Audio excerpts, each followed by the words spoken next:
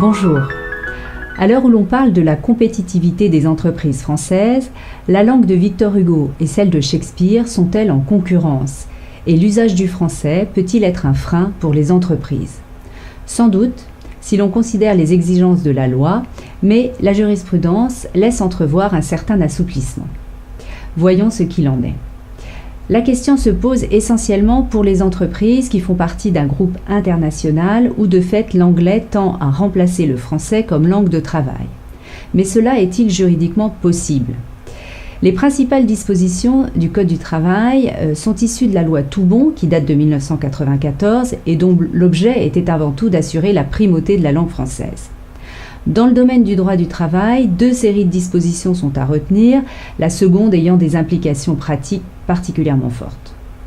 Tout d'abord, tout contrat de travail doit être rédigé en français même s'il est exécuté à l'étranger. Et lorsque l'emploi du salarié ne peut être désigné que par un terme étranger sans correspondant en français, le contrat doit contenir une explication en français de ce terme étranger.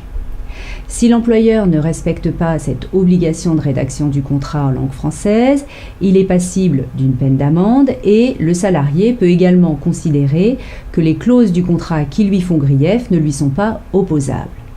Cette règle a été appliquée dernièrement par la Cour de cassation dans un arrêt de juin 2011 à propos d'un cadre qui bénéficiait d'une rémunération variable en fonction d'objectifs qui avaient été rédigés en anglais.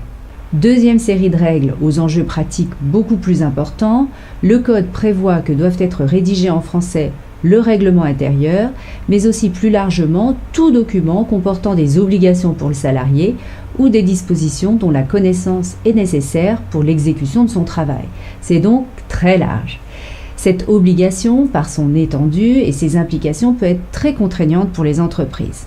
Ainsi, en 2004, la société GE Medical Systems s'est vue assignée en justice par son comité d'entreprise et son CHSCT pour avoir laissé en anglais un certain nombre de documents, dont des documents techniques relatifs à des produits fabriqués par la société, des logiciels et des documents concernant la formation à l'hygiène et à la sécurité.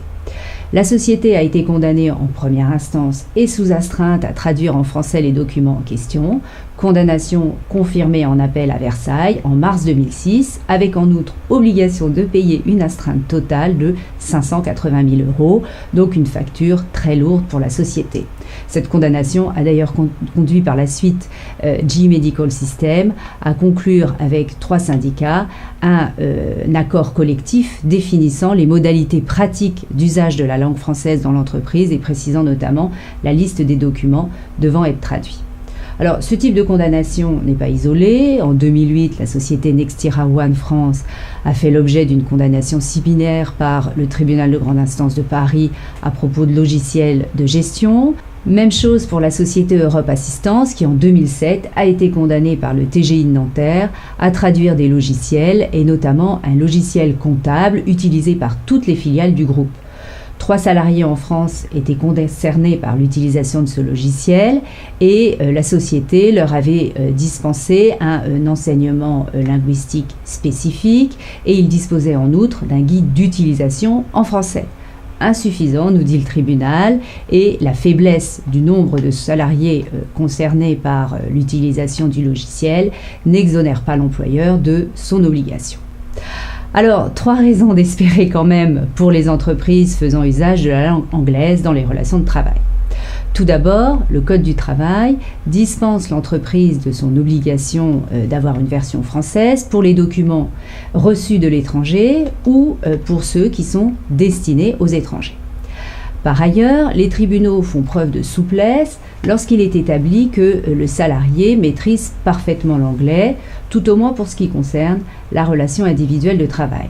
Ainsi, dans un arrêt de mars 2007, la Cour de cassation a jugé qu'un entretien préalable à licenciement avait été valablement mené en anglais par le président de la société mère, dès lors que le salarié parlait couramment cette langue.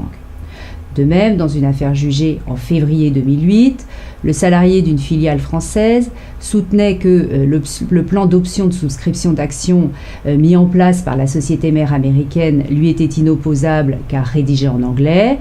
Non, dit la Cour de cassation, le salarié avait signé ce plan et il était avéré qu'il maîtrisait parfaitement l'anglais à l'écrit comme à l'oral. Il a donc été débouté, pas de place à la mauvaise foi. Enfin, un arrêt tout récent de juin 2012 ouvre également peut-être la voie à de nouveaux assouplissements. Il s'agit d'un arrêt rendu à propos d'Air France. La Cour de cassation y juge que la compagnie aérienne n'a pas à traduire en français les manuels de pilotage utilisés par ses pilotes, en raison, nous dit la Cour, du caractère international de l'activité, impliquant l'utilisation d'une langue commune, et dès lors qu'il est exigé également des pilotes, comme condition d'exercice de leurs fonctions, qu'ils soient aptes à lire et à comprendre des documents techniques rédigés en anglais.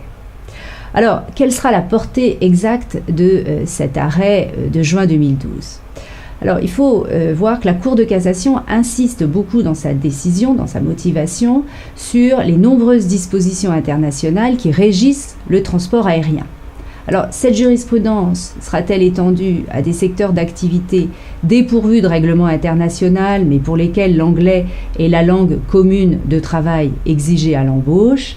La question reste ouverte à ce jour.